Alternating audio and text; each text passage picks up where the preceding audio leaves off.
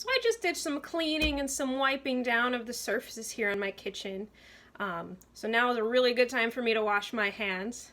And just so you know, they're encouraging people to clean counters and surfaces regularly just in case the virus happens to be living on anything.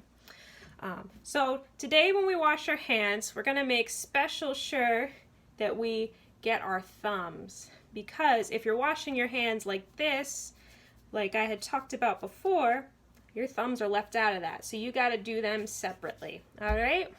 So today we're going to sing Satisfaction by the Rolling Stones because there's a lot going on right now that's really frustrating, right? We're stuck at home. We want to get back to work. We want to get back to school.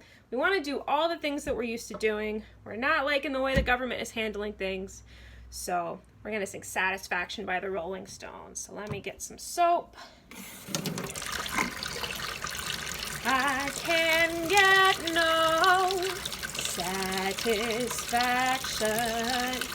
I can get no satisfaction. And I try, and I try, and I try, and I try. I can get no, I can get no.